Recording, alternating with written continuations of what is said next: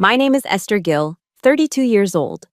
To my family, I'm a failed IT worker, the black sheep. But to the U.S. Department of Justice, I'm a digital criminal's worst nightmare. The feeling of being strangled by your own brother isn't like the movies. It isn't dramatic. It's wet. It reeks of expensive scotch and desperation. When Julian tightened that Hermes leather belt around my neck in my server room, he leaned close to my ear and hissed, "Die in silence, you bitch."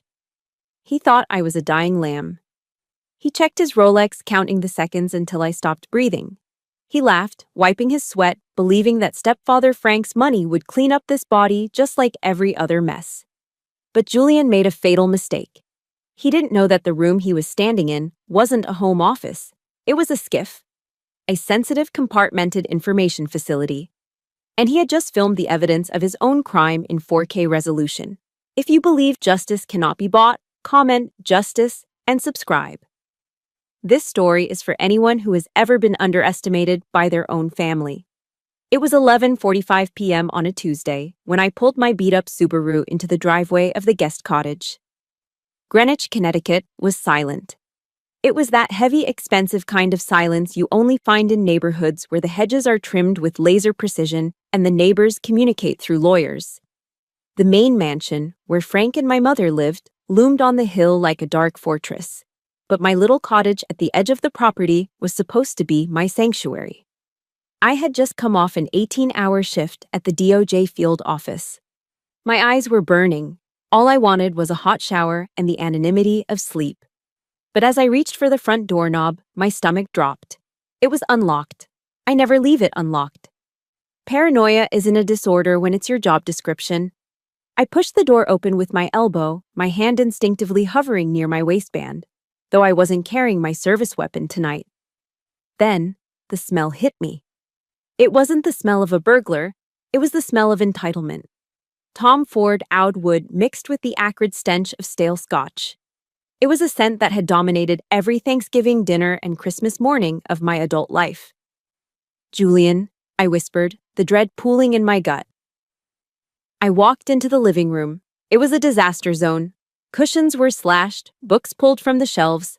I heard a crash from the back room, my office. My heart hammered against my ribs. That room was strictly off-limits. I ran to the doorway.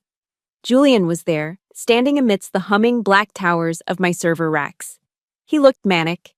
His Brooks Brothers shirt was unbuttoned at the collar, sweat glistening on his forehead. He was ripping cables out of a hard drive array, looking for a safe that didn't exist.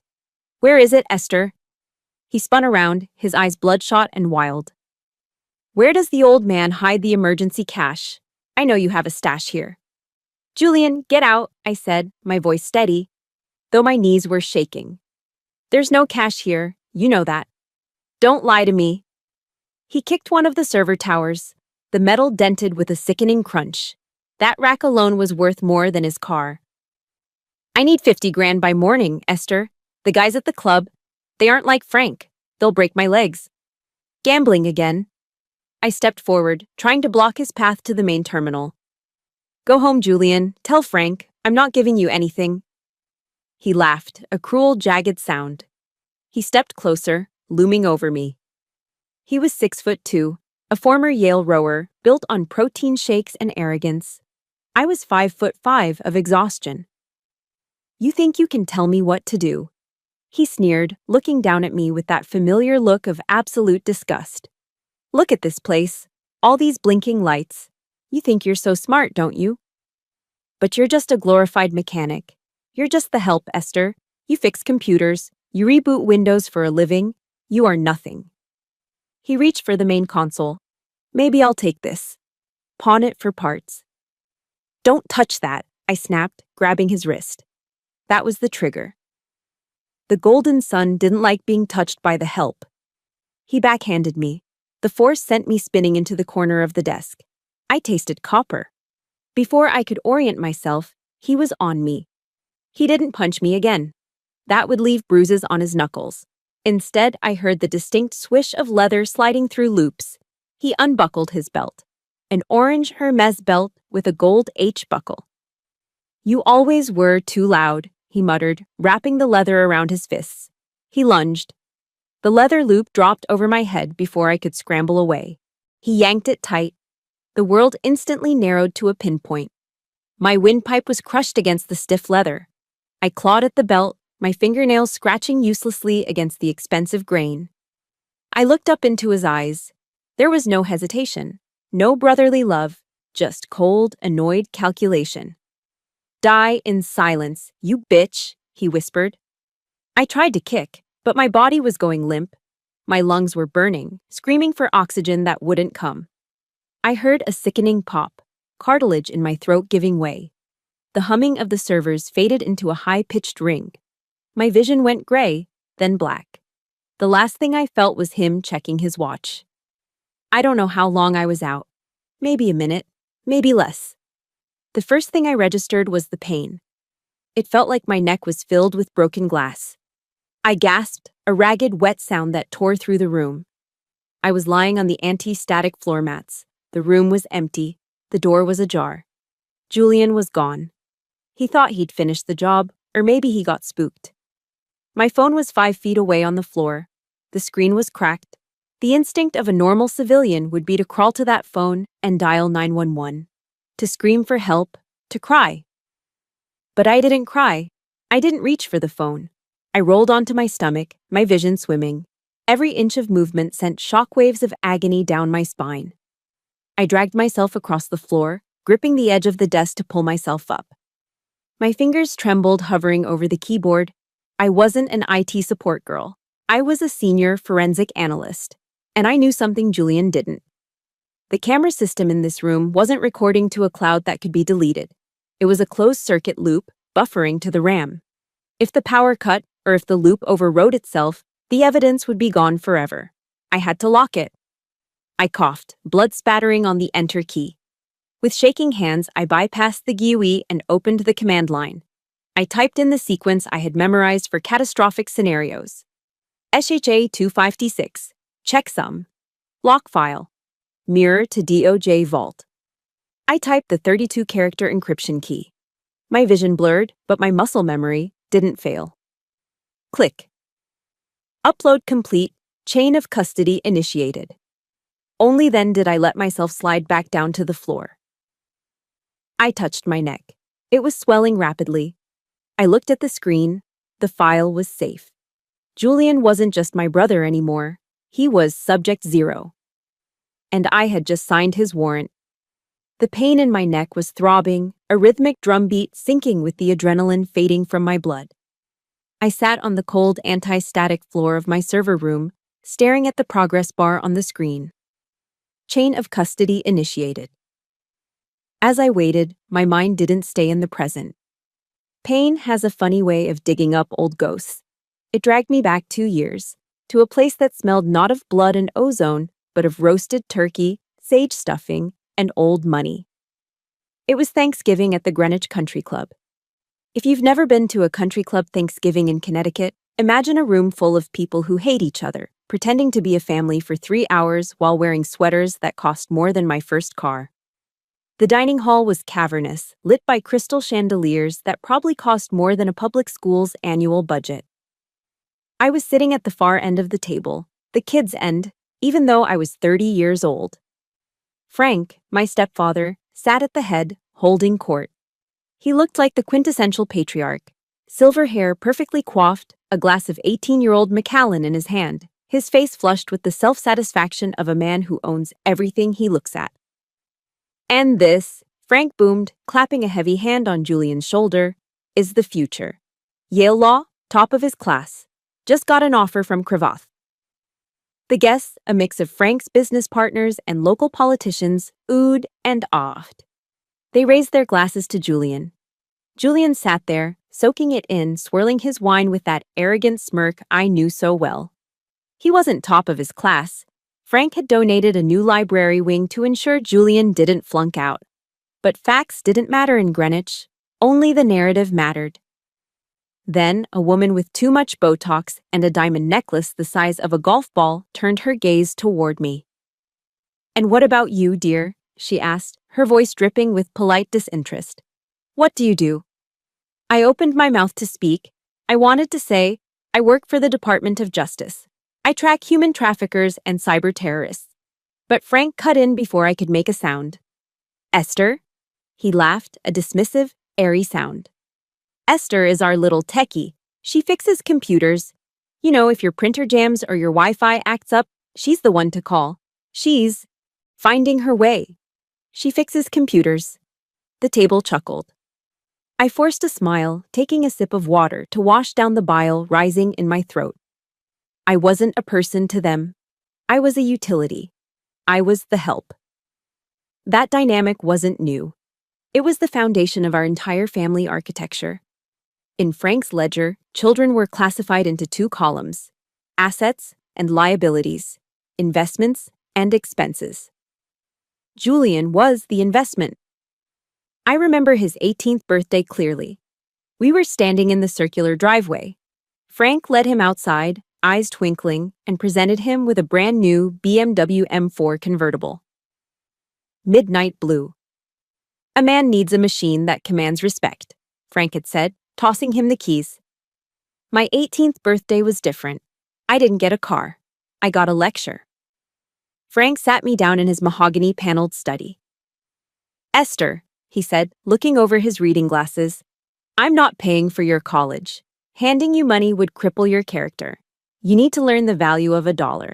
You need to pull yourself up by your bootstraps. So while Julian crashed his BMW twice and had Frank's lawyers make the DUIs disappear, I was filling out FAFSA forms. While Julian spent his summers on a yacht in the Mediterranean, I was working double shifts at a data center to pay off my student loans. I drowned in debt while living in a mansion, a paradox that only the stepchild of a billionaire could understand. But the moment that really defined us, the moment that paved the way for tonight, happened just 6 months ago. I was in the living room of the main house, sitting on the sofa with my laptop. I was running a diagnostic on a DOJ secure line, but to the naked eye, I just looked like I was browsing the web. Out of habit, I had a small piece of black electrical tape over my webcam. Frank walked in, pouring himself his third drink of the evening. He stopped behind me, peering over my shoulder. He saw the tape. He snorted, the ice cubes clinking in his glass. What is that? He pointed a manicured finger at the tape. Are you worried someone is spying on you? It's just standard security, Frank, I muttered, not looking up. He started laughing. It wasn't a joyful laugh, it was mocking, deep from his chest. You are so paranoid, Esther. Who do you think you are? You think the CIA is watching you? You think you're important enough for anyone to care about? He leaned down, his breath smelling of expensive alcohol, and whispered, Newsflash, sweetheart. Nobody watches the help. You have no value. You are invisible. He walked away, chuckling to himself, leaving me burning with humiliation on the plush leather sofa. If you have ever felt invisible in your own home, or if your parents clearly had a favorite, please hit the like button and comment, I see you below. Let's show the world that we are not invisible. I blinked, the memory dissolving back into the reality of my server room. The pain in my neck flared again. Frank was right. I was invisible. To him, to Julian, to my mother, I was just a background character, a cost to be minimized, a failure who fixed printers. But as I looked at the screen, watching the encryption lock into place, a cold smile touched my lips. Frank didn't realize that invisibility is a spy's greatest weapon. Because he thought I was worthless, he never asked what I really did. Because he thought I was paranoid, he never questioned the server racks in the guest cottage. Because he thought I was just the help, he never realized that the person washing his dishes knew how to bury a digital footprint or expose a hidden offshore account. He thought I was a liability. He had no idea that I was about to become the most expensive mistake of his life. The upload bar hit 100%. Transfer complete. I closed the laptop. The IT girl was gone. The agent was awake, and she was ready to work. Most people assume my office is a beige cubicle with a motivational cat poster and a potted plant dying under fluorescent lights. They imagine I spend my days resetting passwords for baby boomers who forgot to turn off their caps lock. The reality is a windowless bunker, 3 stories beneath the Department of Justice headquarters in Washington, D.C. The air down here is recycled, kept at a constant 65 degrees to protect the machinery. It smells of ozone and stale coffee. There is no cell service. There is no sunlight. There is only the hum of the cooling fans and the glow of 60-inch monitors displaying the darkest corners of the human experience. 2 weeks before the incident with Julian, I was sitting in the tank, our secure conference room. On the main screen was a grainy video feed intercepted from a server in Yemen. It showed an American aid worker kneeling in the sand, a masked man standing behind him with a serrated knife. The room was crowded with brass. 2 generals from the Pentagon, a CIA liaison, and my boss, Assistant Director Miller. The tension was thick enough to choke on. "We have a lock on the location based on the background topography," one of the generals said, his voice tight. "A Reaper drone is in position. We have a 10-minute window to strike the compound before they move him. We need a go, no-go on the video's authenticity." All eyes turned to me. I wasn't Esther the stepdaughter. I wasn't the IT girl. I was Agent Gill, senior forensic analyst. I zoomed in on the hostage's left eye. I slowed the frame rate down to 120 frames per second. My fingers flew across the keyboard, running a spectral analysis on the lighting artifacts. To the naked eye, the video was terrifyingly real. The hostage was crying. The wind was blowing the sand. "Gill!" The CIA liaison pressed, checking his watch. "We are burning daylight. Is it real?" "Wait," I said. My voice was low, authoritative. It didn't tremble. I isolated the shadow cast by the hostage's nose. I cross-referenced it with the solar angle for that specific latitude in Yemen at this time of day.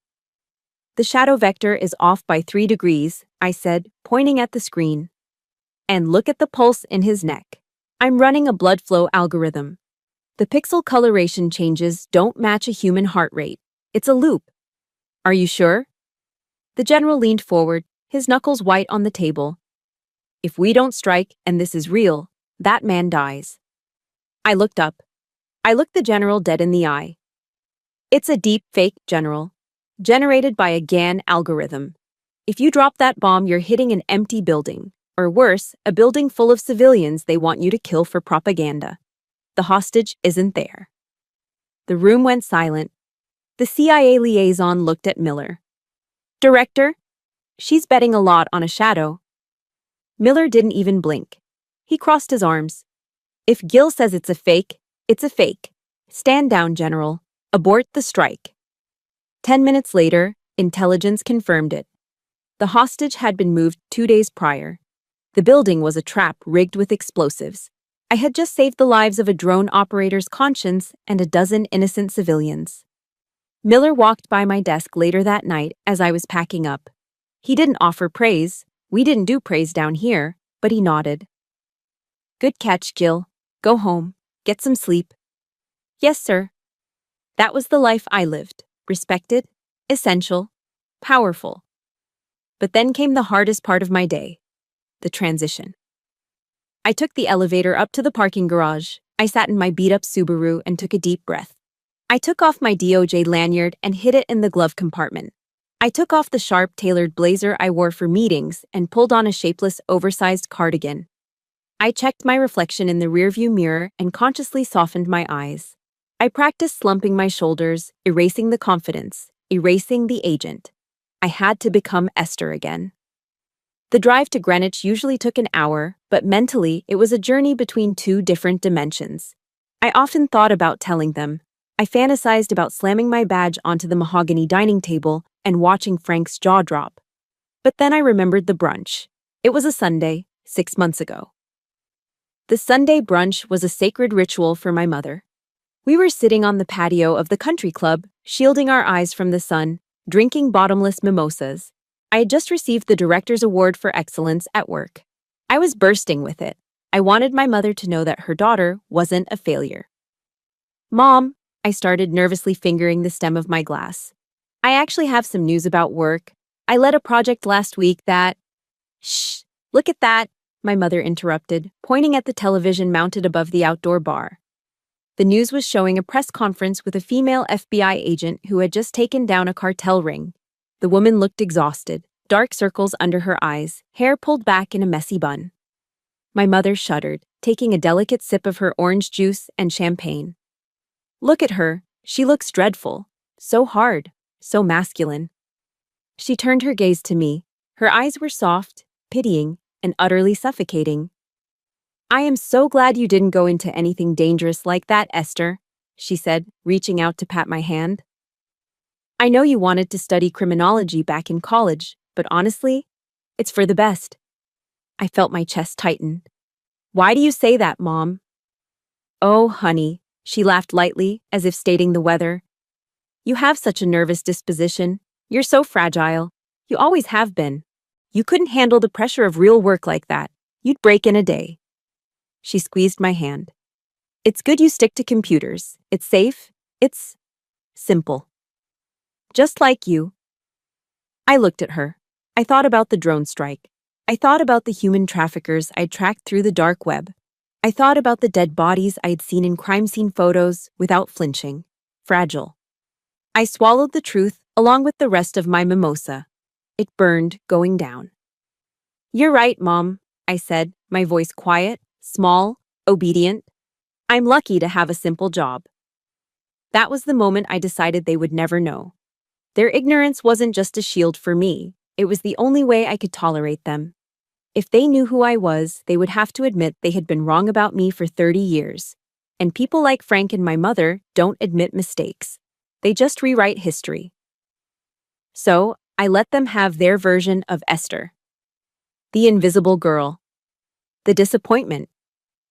But as I lay on the floor of my server room, watching the chain of custody upload complete, I realized that the double life was over. The fragile girl had just died on this floor. And the woman who stood up, wiping the blood from her lip, was the one who decided when the drone struck. Waking up didn't feel like rising from sleep. It felt like being dragged underwater. The first thing I registered was the sound. The rhythmic, monotonous beep, beep, beep of a heart monitor. The second was the smell. Antiseptic, floor wax, and the vague metallic scent of filtered air. I tried to turn my head, but I couldn't. My neck was encased in a rigid foam collar. The panic hit me instantly. A sharp, cold spike of adrenaline. I gasped, but the air wouldn't go down smoothly. My throat felt like it had been scrubbed with steel wool. Easy, easy now, a male voice said from the corner of the room. I blinked my eyes open. The harsh fluorescent light stung. Standing at the foot of my bed wasn't a doctor. It was Officer Miller. I knew Miller. He had a 14 handicap and played with Frank every Saturday morning at the club. He was currently leaning against the wall, chewing a piece of gum with a slow, bovine rhythm, looking more bored than concerned. You took a nasty spill, Esther, Miller said, closing his notebook. Docs say you have, what was it? Laryngeal edema, swelling of the throat. I tried to speak, but only a croak came out. I pointed at my neck. Miller waved a dismissive hand. Yeah. Listen, I already took a statement from Frank. He told me about the dispute, said you and Julian got into a little argument over some borrowed money. Things got heated, you slipped and fell into some equipment. He looked at me, his eyes flat. Unfortunate accident. Family stuff gets messy, right? I stared at him. The rage that flared in my chest was hot enough to burn through the sedation. Slipped and fell? I had hash marks from a Hermes belt burned into my skin. It wasn't, I rasped, the words feeling like razor blades. He strangled.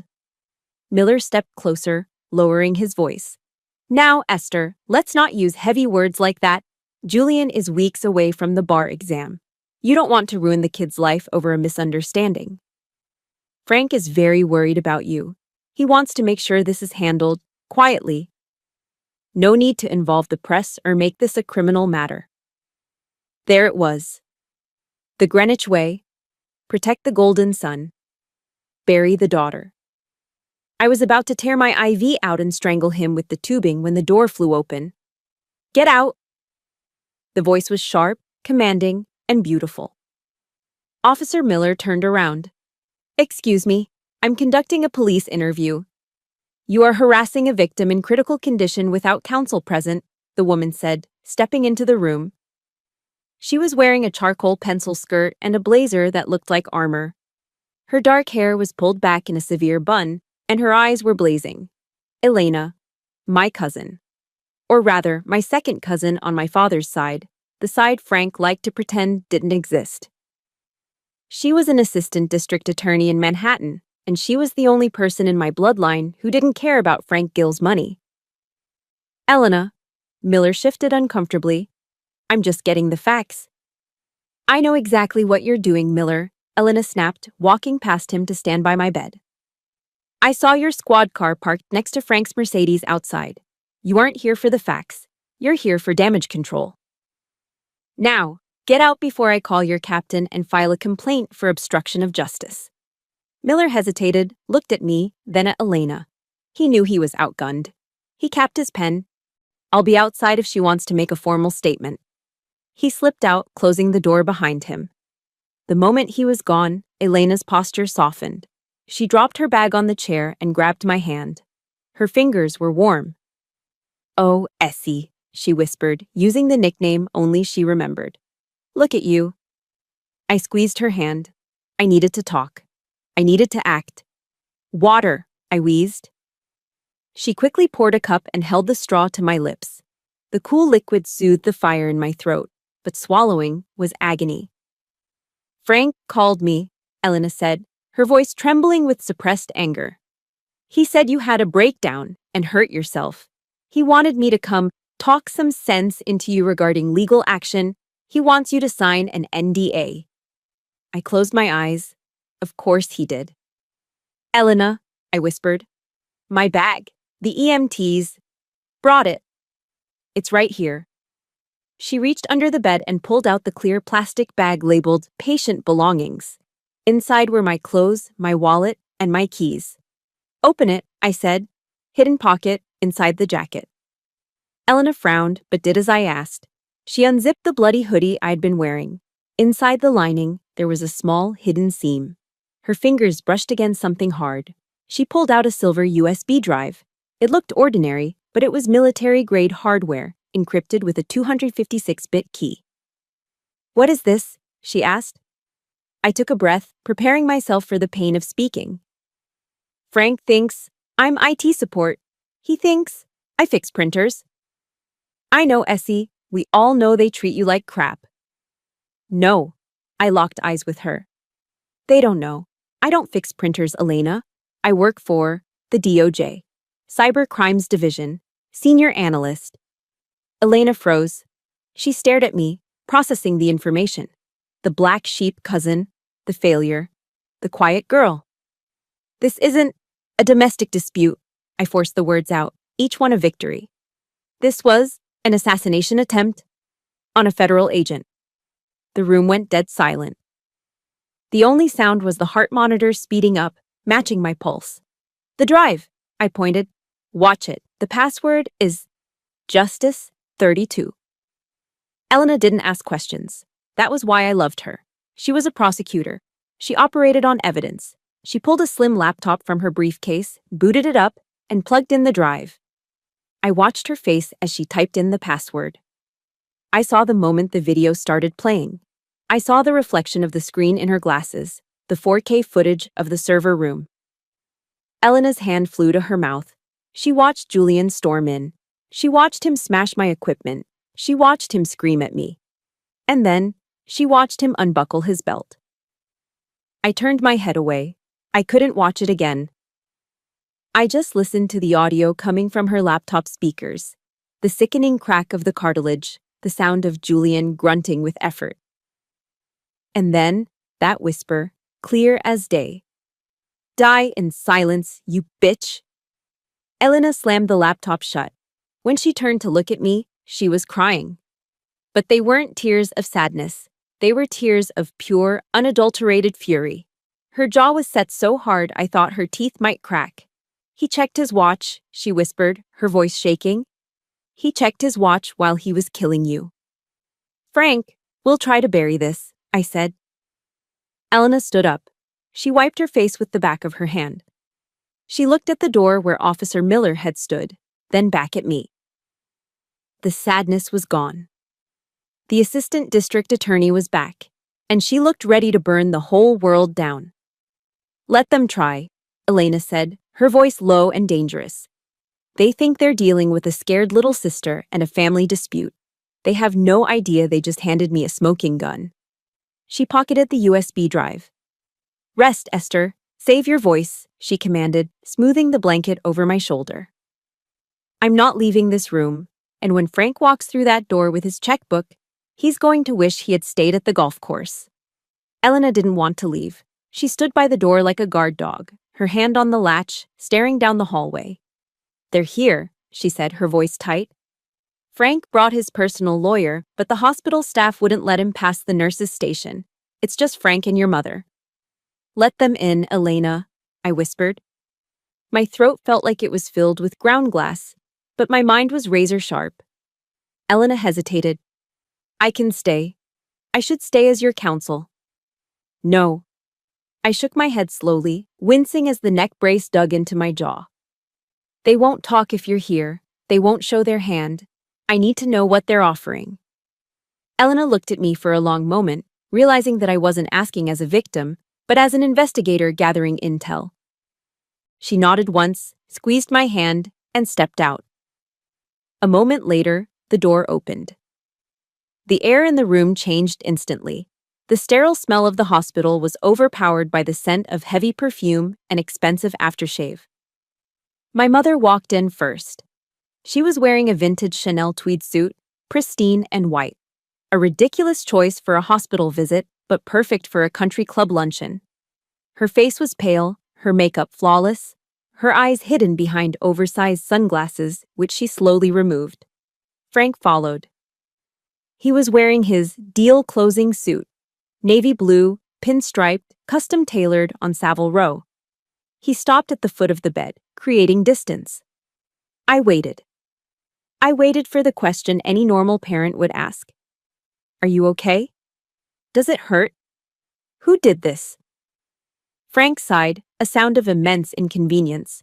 He didn't look at my eyes. He didn't look at the purple and black bruising that strangled my throat. Instead, he looked at his left wrist. He stared at the face of his Rolex Submariner, tapping the crystal face as if checking how much time this little detour was costing him. "You really did a number on him, Esther," Frank said. I blinked. I thought I had misheard. "What?" I rasped. "Julian," Frank said, finally looking up but looking over my head at the heart monitor. "He's a wreck. He's been hyperventilating for hours. He's completely traumatized. You really scared him." The breath caught in my chest. I scared him. I was the one with crushed cartilage. I was the one who had been 12 seconds away from the morgue. "He tried to kill me," I managed to choke out. "Oh, stop it," my mother snapped. It wasn't a scream. It was a high-pitched whine of annoyance. She pulled a silk handkerchief from her purse and dabbed at her dry eyes. "Stop being so dramatic, Esther. It's always the drama with you." She walked to the side of the bed, looming over me. "He is weeks away from the bar exam. Do you have any idea the pressure he is under, the stress? And then you go and provoke him like that? You know he has a temper when he's anxious. You should have just given him what he needed." "He wanted 50,000 for gambling," I whispered. "So?" Frank cut in, his voice hard. "We have the money. That's not the point. The point is that you backed him into a corner. You triggered him." I lay there, frozen. This wasn't just denial. This was gaslighting tailored to the level of an art form. In their narrative, my throat had assaulted Julian's belt. Frank walked around to the side table. He didn't sit down. He reached into his jacket pocket and pulled out the one thing he believed could fix any problem in Western civilization: his checkbook. The leather cover creaked as he opened it. He pulled a gold fountain pen from his pocket. The scratching of the nib on the paper sounded deafening in the quiet room. "We need to put this behind us," Frank said, his tone shifting to a business negotiation. "We have a strategy. Miller has already filed the preliminary report as an accidental injury. You tripped over some server cables in your office and fell neck first onto a blunt object." He ripped the check out. He held it between two fingers, waving it slightly like he was offering a treat to a dog. "I know you're drowning in those student loans," Frank said, his voice dropping to a conspiratorial whisper. 50,000, right? Plus interest? That's a heavy weight for a girl your age." He placed the check on the bedside table, right next to my water cup. "I'm prepared to wipe that debt clean today," Frank continued. "And your mother and I have been talking. That guest cottage is too small. We found a lovely condo in Stamford. 2 bedrooms, secure building. We'll put the down payment and the first year of mortgage in your name." My mother nodded eagerly, sniffing. "It has a balcony, Esther. You'd love it. You can start fresh, away from the main house." "All we need," Frank said, capping his pen with a sharp click, "is for you to sign the affidavit confirming the accident. No police, no press, no ruined careers. We stay a family." I stared at the check. It was face up. The number was written in Frank's jagged, aggressive handwriting. It was enough money to change the life of the old Esther. It was freedom from the debt that had shackled me since I was 18. But as I looked at that piece of paper, something inside me snapped. Not like a bone, but like a lock falling into place. For 30 years, I had craved their approval. I had wanted them to love me. I had taken the insults, the neglect, the IT girl jokes, just hoping that one day they would see me. Now, they saw me. And they had put a price tag on my life. To them, my breath, my voice, and my dignity were worth exactly the price of a mid-range condo and a student loan payoff. They weren't my parents. They were targets. They were hostiles. I looked up at Frank. For the first time, he met my eyes. He looked expectant, arrogant, waiting for the gratitude. I didn't scream. I didn't throw the water in his face. That's what a daughter would do. An agent does something else. She secures the perimeter. I needed them to leave. I needed them to think they had won, so they would lower their guard. I took a slow, painful breath. I let my eyes droop, feigning exhaustion. I looked at the check, then back at Frank, and I nodded. A slow, weak nod. Frank let out a breath he had been holding. His shoulders dropped. He smiled. Not a warm smile, but the smile of a CEO who just closed a merger. "Good girl," he said. He patted my leg through the blanket. It made my skin crawl. "I knew you were smart. I'll have the lawyers draft the papers tomorrow." "Rest up, darling," my mother said, her voice suddenly bright and chipper. She didn't kiss me. She just patted her hair in the mirror. "We'll take care of everything." They turned and walked out. Frank checked his watch again as he crossed the threshold. The door clicked shut. I was alone with the check. I reached out with a trembling hand, picked up the check, and held it up to the light. I wasn't admiring the money. I was looking at the signature. Proof of the bribe. Proof of the conspiracy to obstruct justice. I crumpled it in my fist. If you believe that justice should never be for sale and that some lines can never be uncrossed, hit the like button right now. Comment "not for sale" below if you would have torn that check up too. I reached for the call button to summon Elena. The deal was done, but not the one Frank thought he made. The nurse looked at me like I was insane. She tapped the clipboard with an aggressive manicured fingernail. "Ms. Gill, you are leaving against medical advice," she said, her voice stern. "You have significant laryngeal trauma. If that swelling increases, you could suffocate in your sleep. I cannot legally stop you, but I am telling you, this is a mistake." I looked at her. She was doing her job. She was trying to protect me. It was more than my mother had done in 30 years. "I appreciate it," I rasped, my voice sounding like gravel grinding in a mixer. "But I'm not safe here." I signed the AMA form. The pen felt heavy in my hand, but my grip was steady. I walked out of the hospital room, bypassing the elevators where Frank might still be lingering in the lobby.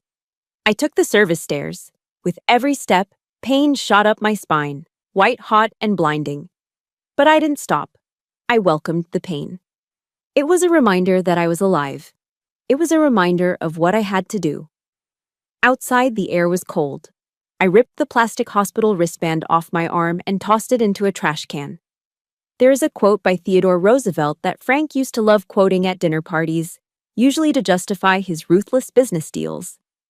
It is not the critic who counts, not the man who points out how the strong man stumbles.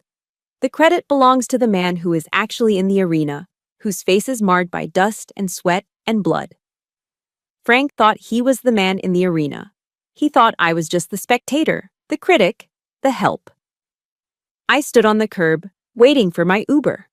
I touched the plastic collar around my neck. My face was marred, not by dust, but by bruises. I was in the arena now, and I wasn't just a participant, I was the gladiator. I didn't enter home into the Uber app. I entered an address for a nondescript office park in Northern Virginia, about 40 minutes away. To the public, it was a logistics consulting firm. To those with the right clearance, it was a DOJ black site, a secure off-site facility used for sensitive operations.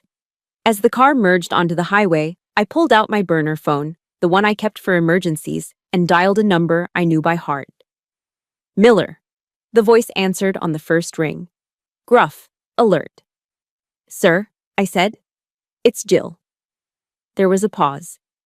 He must have heard the damage in my voice immediately. Esther, you sound like you gargled razor blades. Where are you? I'm en route to Site B, I said. I need to activate the witness security protocol, immediate extraction and protection. Who is the threat? Miller asked instantly. The sound of a chair scraping against the floor told me he was already standing up. Cartel? The trafficking ring from last month? No, sir, I took a breath. The threat is my family. When I walked into the secure facility, the hum of activity died instantly. The bullpen was filled with agents, men and women I'd worked with for 5 years. They were hardened professionals who hunted terrorists and serial killers. They didn't rattle easily. But as I walked through the glass doors, wearing a hoodie stained with dried blood and a medical neck brace, they froze. Miller came out of his office. He was a man of few emotions, a Vietnam vet who had seen everything. He stopped 3 feet away from me. His eyes went to the brace, then to the dark purple bruising blossoming along my jawline. His face didn't soften. It hardened into stone. Who? Miller asked. Just one word. My brother, I said. Julian Gill, and my stepfather, Frank, is covering it up. I handed him the USB drive Elena had returned to me. It's all on here: attempted murder, obstruction of justice, witness tampering. Miller took the drive. He didn't plug it in immediately. He looked around the room. Listen up, Miller barked. Agent Gill is under level 1 protection effective immediately. Johnson, get a TAC team on rotation. I want eyes on the Gill residence in Greenwich. I want to know when they eat, when they sleep, and when they take a piss. Nobody touches her again. Do you understand me? Yes, sir. The response was a collective roar. I felt a lump form in my throat, unrelated to the injury. This was the difference between blood and bond. My blood relatives had offered me a condo to shut up. My colleagues were ready to go to war for me. Miller guided me into a conference room where a man in a sharp suit was already waiting. It was David Ross, a federal prosecutor from the U.S. Attorney's Office. I saw the preliminary file you sent over from the car, Ross said, not wasting time on pleasantries. Local PD filed it as a domestic dispute? Yes, I said, sinking into a chair. Officer Miller, he's a friend of the family. Ross scoffed, opening a leather folder. Well, Officer Miller is about to have a very bad day, because this isn't a domestic dispute anymore. He slid a document across the table toward me. Under 18 U.S. Code, Section 111, Ross recited, his voice calm and lethal. Forcibly assaulting, resisting, or impeding a federal officer while engaged in the performance of official duties is a federal crime. Since you were technically on call and securing federal evidence when he attacked you to destroy said evidence, we aren't charging him with simple assault. I looked at the document. It wasn't a restraining order. It wasn't a lawsuit. It was a federal indictment. We are charging Julian Gill with attempted murder of a federal agent, Ross said. And we are charging Frank Gill with obstruction of justice and accessory after the fact. What about jurisdiction? I asked, my analyst brain still working. Greenwich police will fight it. Miller leaned forward, placing his hands on the table. Let them fight. We are the Department of Justice. We don't ask for permission. We take jurisdiction. Ross pulled out a pen. The magistrate judge is on standby. He's seen the video. He called it chilling. He's ready to sign. I looked at the paperwork. For years, I'd been afraid of Frank's lawyers. I'd been afraid of his money, his connections, his ability to make problems disappear. But looking around this room, the secure walls, the armed agents outside, the federal seal on the wall, I realized how small Frank's world really was. Frank played golf with the local police captain. I hunted monsters with the United States government. Sign it, I whispered. Ross signed the bottom of the warrant. The scratch of his pen was loud in the quiet room. It was the sound of a hammer dropping. Miller looked at me. We pick him up tomorrow. How do you want to handle it? I thought about the country club. I thought about the BMW. I thought about Julian's arrogance, his belief that he was untouchable because he was a golden son. Tomorrow is Wednesday, I said, a cold calm settling over me. Wednesday is Julian's golf day. He tees off at 9 a.m. I looked up at Miller. Don't take him at the house, I said. Take him on the first tee, in front of everyone. Miller nodded, a grim smile touching his lips. Done. The hunt was on. And for the first time in my life, I wasn't the prey. The unspoken rule of the Greenwich Country Club is silence. Absolute, reverent silence, especially on the first tee box at 9 a.m. on a Wednesday. Julian stood at the tee, testing the weight of his $1,000 titanium driver. He was wearing pristine white slacks and a pastel pink polo shirt, the uniform of the leisure class. Around him stood 3 business associates, men who were there to curry favor with Frank, and by extension, with the golden son. 4, Julian joked as he took a practice swing, slicing the air with an arrogant whoosh. I'm telling you, boys, the merger is a done deal. My old man has the regulators in his pocket. He stepped up to the ball, wiggling his hips, preparing to drive. The morning was perfect. The birds were singing. The grass was manicured to the millimeter. Then, the world exploded. It wasn't a bomb. It was the screech of heavy-duty tires tearing across the sacred Bermuda grass. Julian froze in mid-backswing. The group turned to look down the fairway. 2 black Chevrolet Suburbans were barreling across the green, kicking up clods of dirt and grass, heading straight for the tee box. These weren't the polite white sedans of the local Greenwich police. These were government-issue assault vehicles. The SUVs skidded to a halt 10 yards from the tee. The doors flew open before the wheels stopped spinning. Federal agents, a voice boomed. Drop the club, hands in the air. 6 figures jumped out. They weren't wearing standard uniforms.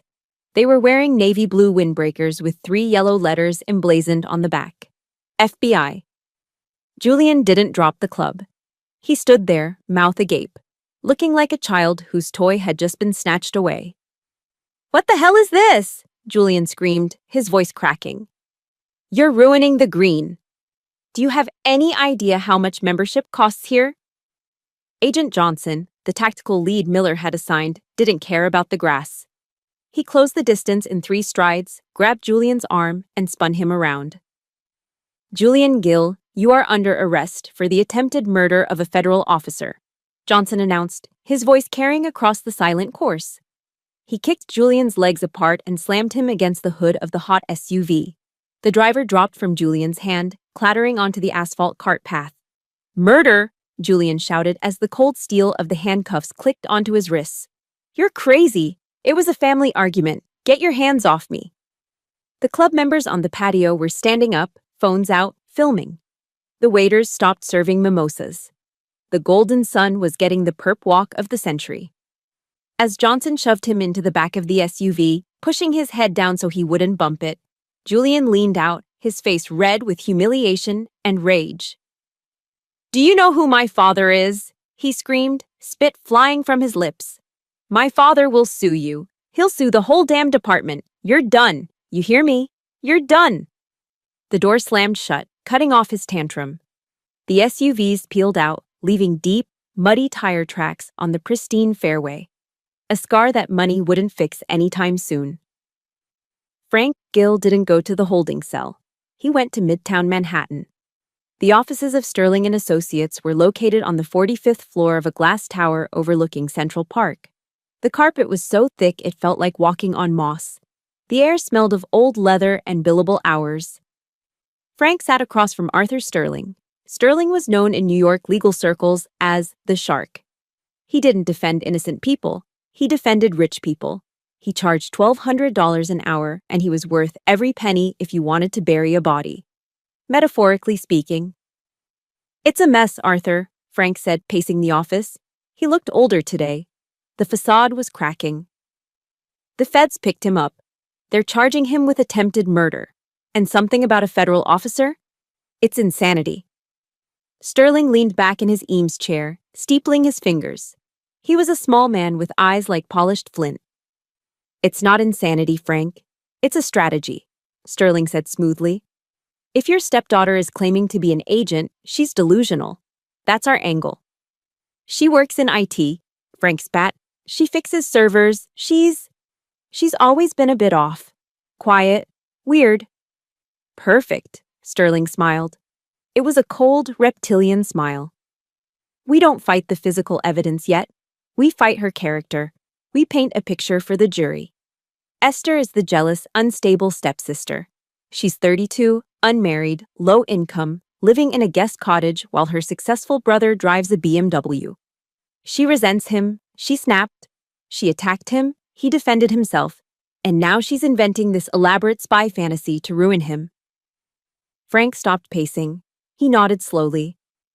She has been under a lot of stress. My wife says Esther has always been fragile. Exactly. Sterling pulled a legal pad forward. We file a motion for a psychiatric evaluation. We leak it to the press that she has a history of mental instability. By the time this goes to trial, no jury will believe a word she says. We'll make her look like a hysterical woman who watched too many crime shows. Do whatever it takes. Frank pulled out his checkbook, the same one Esther had rejected. I want her discredited. I want her destroyed. 40 miles away, inside the windowless war room of the DOJ safe site, the atmosphere was very different. There were no leather chairs, just metal tables, cold coffee, and the hum of hard drives. Elena paced the room, furious. She had just gotten off the phone with a contact at the courthouse. They're going to smear you, Esther, Elena said, slamming her phone down on the table. Sterling just filed a motion. They're claiming you're delusional. They're saying the federal agent claim is a symptom of psychosis. They're going to drag your name through the mud. I sat at the main terminal, my fingers hovering over the keyboard. I wasn't pacing. I wasn't angry. I was in the zone. Let them, I said quietly. Elena stopped. What? Esther, we need to release your service record. We need to show them the director's commendations. We need to prove who you are right now. No. I turned to look at her. If we release my file now, Sterling will pivot. He'll claim self-defense. He'll claim the video is doctored. He'll find another angle. I turned back to the screen. Rows of hexadecimal code cascaded down the monitor like green rain. We are going to play the Trojan horse, I said. Let them walk into court thinking I'm the crazy, jealous IT girl. Let Frank lie under oath. Let Julian lie. Let them build their entire defense on the idea that I am a nobody. And then, Elena asked. And then, I typed a command, executing a script that verified the metadata of the assault video. We dropped the hammer. Perjury is a felony, Elena. If they lie to a federal judge, they don't just lose the case. They go to prison. I focused back on my work. I wasn't preparing a victim impact statement. I wasn't writing a diary about my feelings. I was compiling the forensic report. I pulled up the metadata of the video file. Creation date, Tuesday, 11:52 p.m.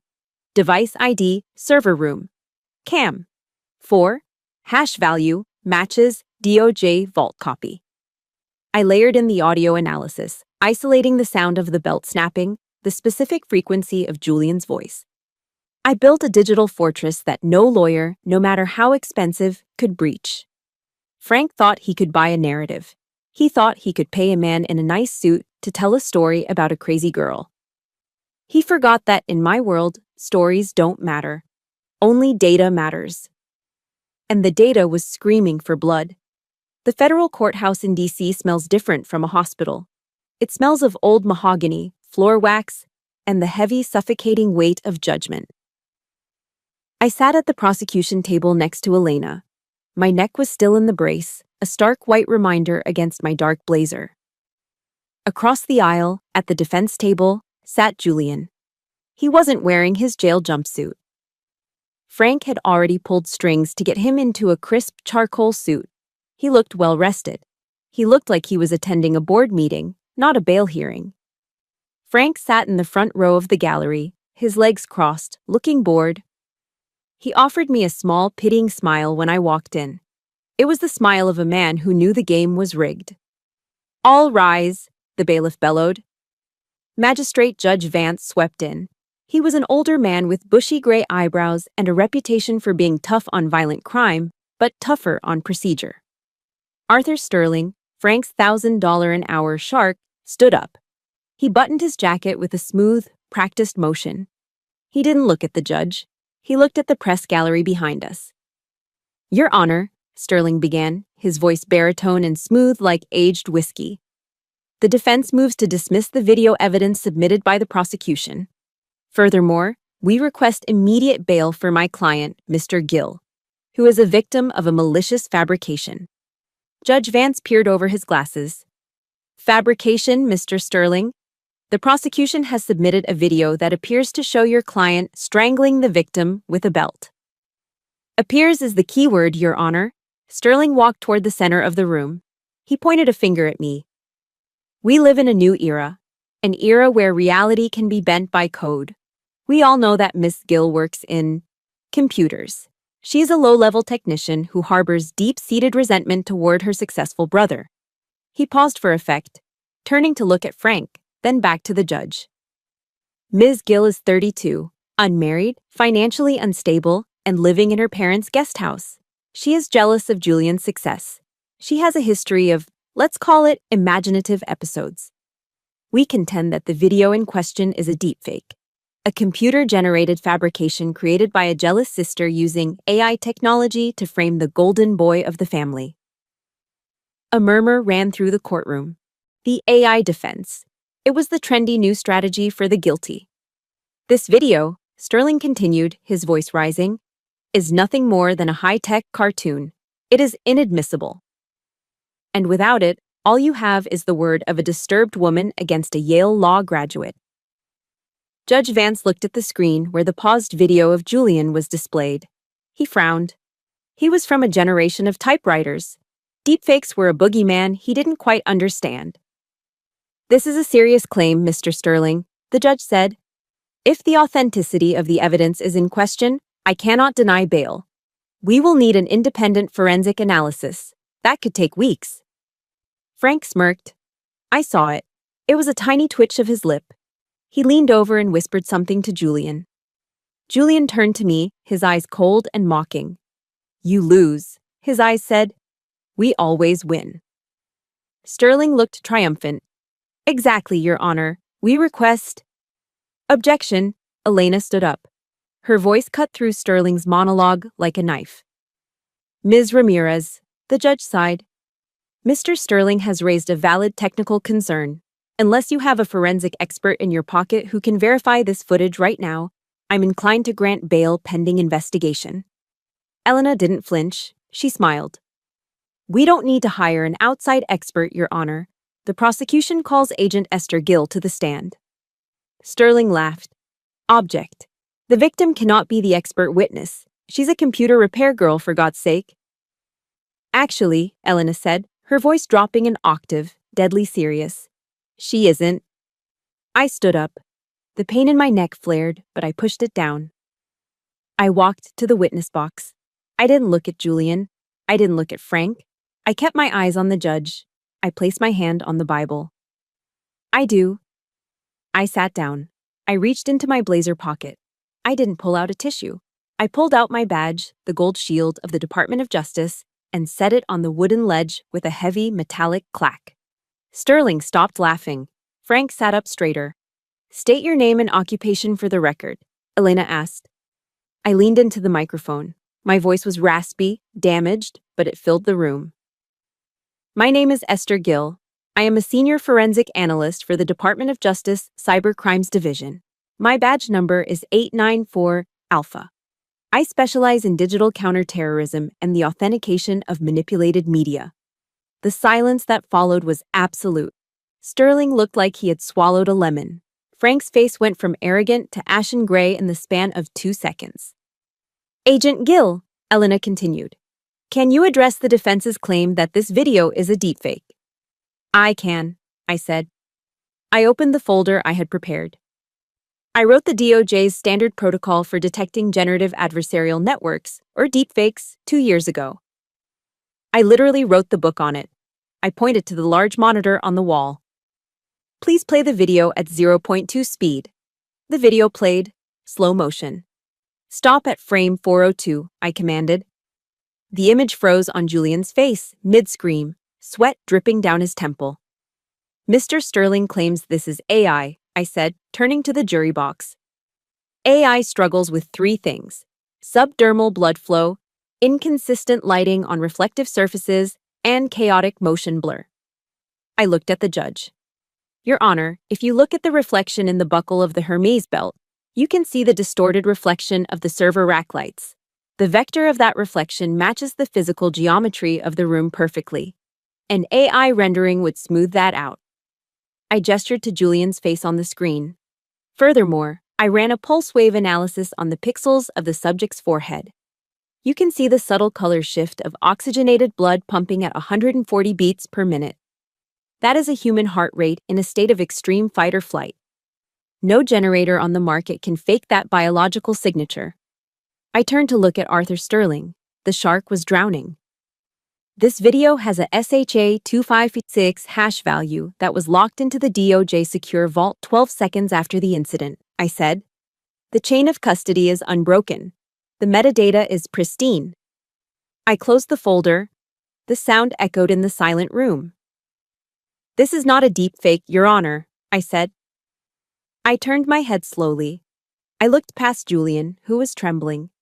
I looked past Sterling, who was frantically shuffling papers. I looked straight at Frank in the front row. Frank looked small.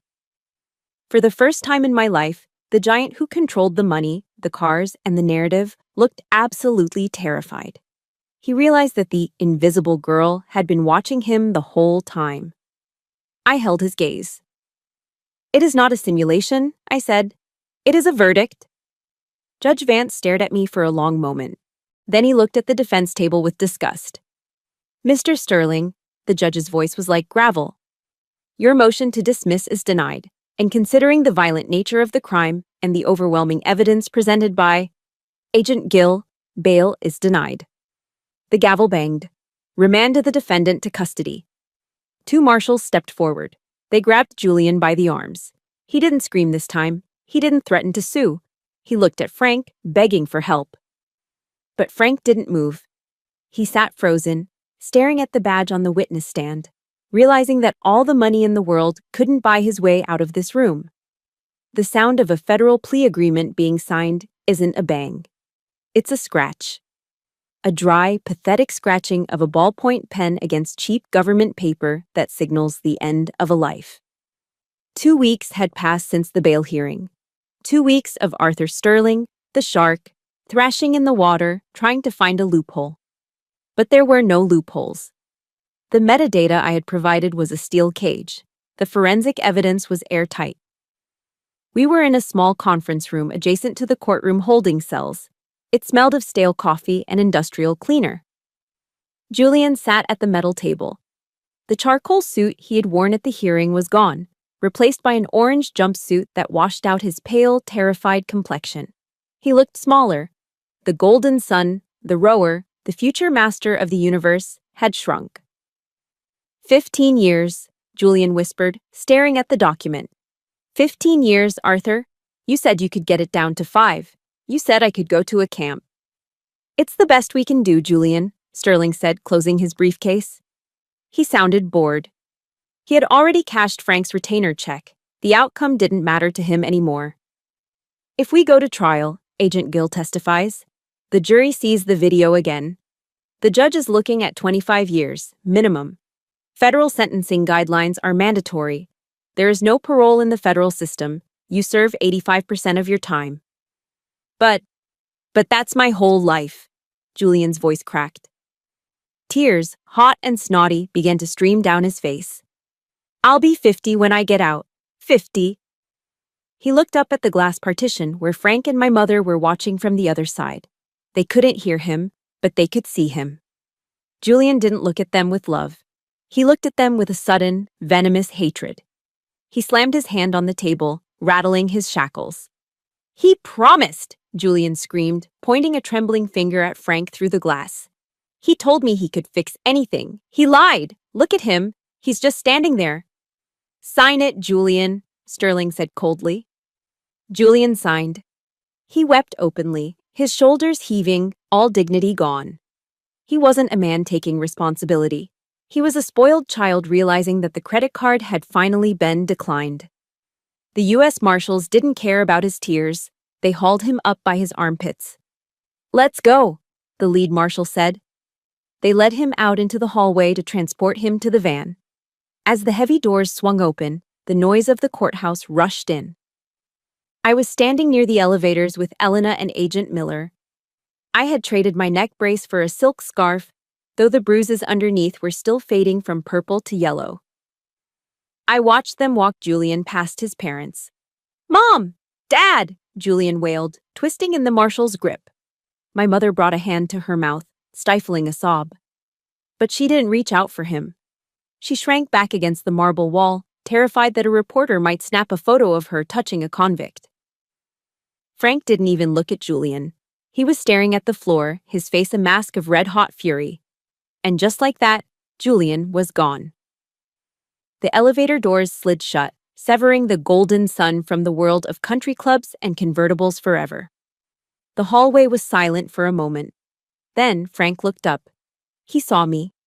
The sight of me, standing tall, calm, surrounded by federal agents, seemed to snap something inside his brain. The veneer of the civilized CEO vanished. The beast that lived beneath the tailored suits lunged forward. Frank charged down the hallway. You! He roared, his voice echoing off the high ceilings. Are you happy now? Are you satisfied? Elena stepped forward, her lawyer instincts kicking in, ready to verbally intercept him. Agent Miller's hand went to his holster, his eyes narrowing. But Frank ignored them. He stopped 5 feet from me, breathing heavily, his face contorted into a rictus of hate. You ungrateful little traitor, Frank spat, pointing a shaking finger at my face. We gave you a home. We put clothes on your back. And this is how you repay us. You destroyed this family. You ruined his life over a bruise. A bruise. My mother was behind him, her eyes cold and hard. I hope you're proud of yourself, Esther, she hissed. Everyone in Greenwich is talking. We can't even show our faces at the club. You've humiliated us. That's all you care about, Elena shouted, stepping in front of me. Your reputation? Your son almost killed her, and you're worried about the damn country club? She provoked him, Frank screamed, stepping closer, his fists clenched at his sides. She's always been jealous of him. She's a cancer in this family. You are dead to us, do you hear me? Dead! Frank looked like he was about to lunge. Miller took a step forward to tackle him. But I moved first. I didn't step back. I didn't flinch. I didn't shout. I stepped out from behind Elena. I looked Frank directly in the eyes, and I raised my right hand. I held it up, palm facing out, fingers pressed tight together, thumb tucked in. It wasn't a wave. It wasn't a casual gesture. It was the universal, tactical signal used by law enforcement and military personnel across the globe. Stop. The motion was sharp, precise, and absolute. Frank froze. It wasn't just the hand. It was the energy behind it. For 30 years, he had looked at me and seen a scared little girl he could bully. A girl who would shrink, a apologize, and beg for approval. But the woman standing in front of him now wasn't that girl. The woman in front of him was an agent who had directed drone strikes and hunted cartels. The eyes staring back at him were cold, dead, and utterly unafraid. I held the pose, I held his gaze. I didn't blink. The silence stretched, heavy and suffocating. Frank's mouth opened and closed, but no words came out. He looked at my hand, then at my eyes, and for the first time, he saw the wall he couldn't break. He realized that if he took one more step, if he said one more word, the consequences would be catastrophic. He faltered. He took a half step back. The bully had met the wall. I didn't say, "It's over." I didn't say goodbye. Those words implied a relationship, a conversation. We didn't have a relationship anymore. We were strangers. I lowered my hand slowly. I adjusted the lapel of my blazer. I turned to Elena and Miller. "We're done here," I said. My voice was calm, steady, barely above a whisper. I turned my back on Frank and my mother. I started walking toward the exit. "Esther!" Frank yelled after me, his voice cracking, sounding desperate and small in the vast hallway. "Don't you walk away from me, I'm speaking to you." I kept walking. Click, click, click. The sound of my heels on the marble floor was rhythmic, precise, and final. I didn't speed up. I didn't slow down.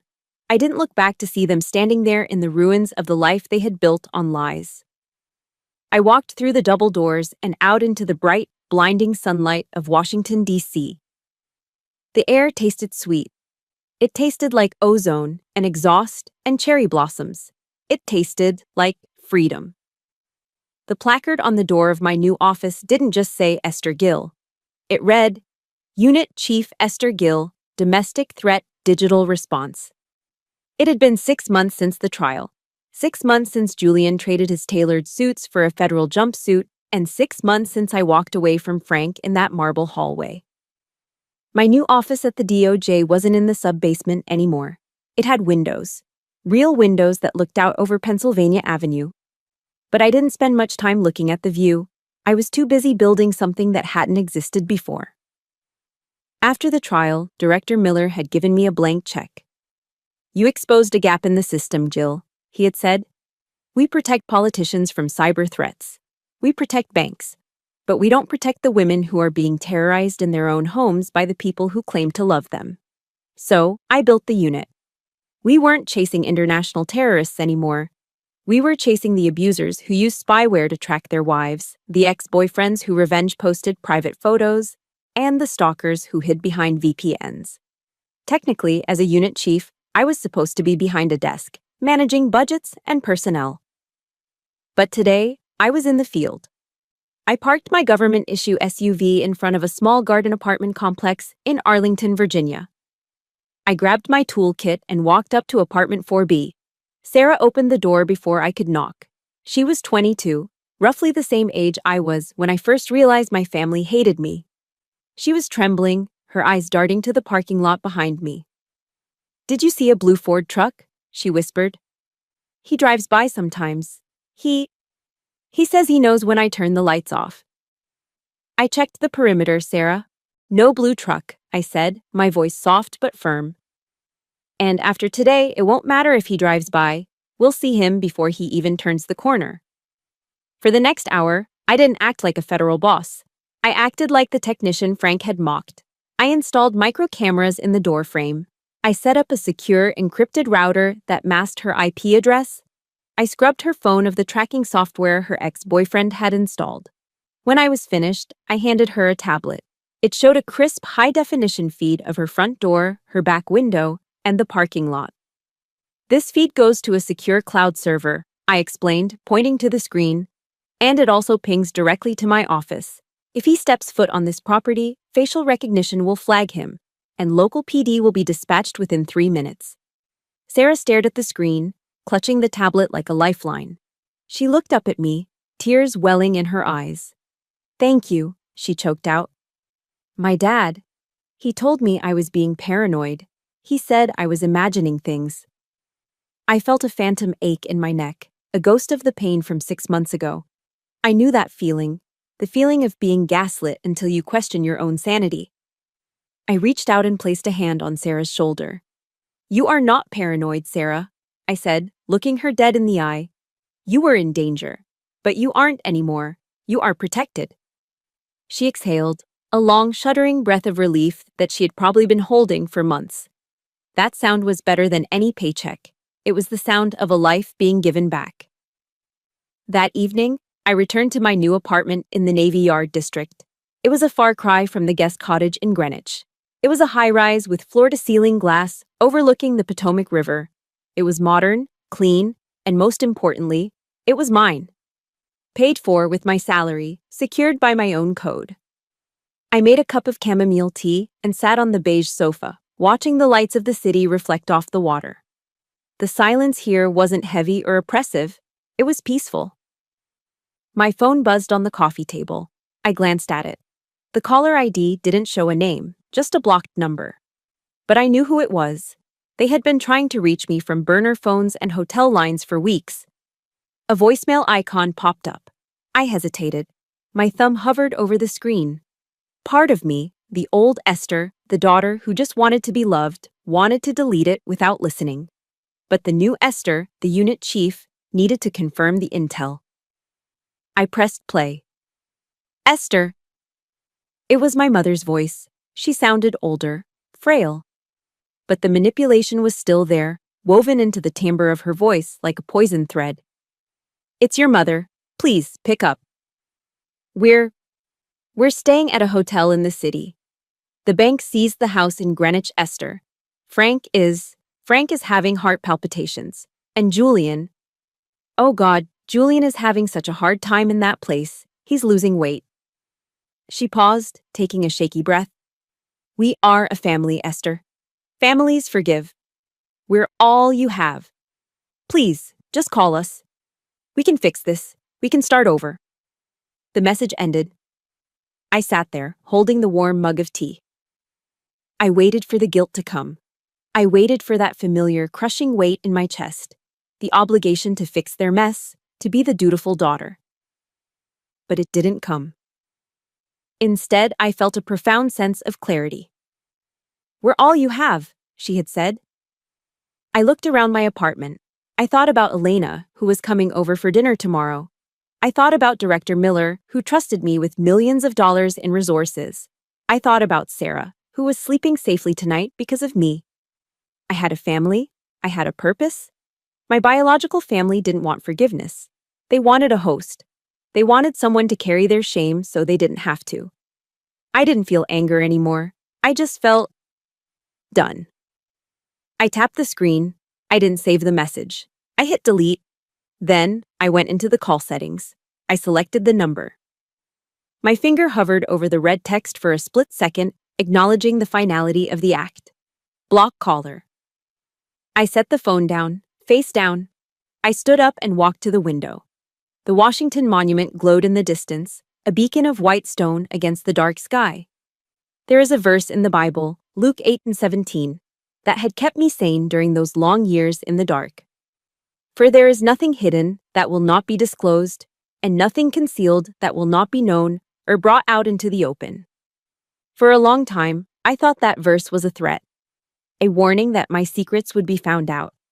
But now I realized it was a promise. God hadn't ignored me when I was the invisible girl in the guest cottage. He was hiding me. He was preparing me. He was forging me in the dark so that when the time was right, I could bring the truth into the light.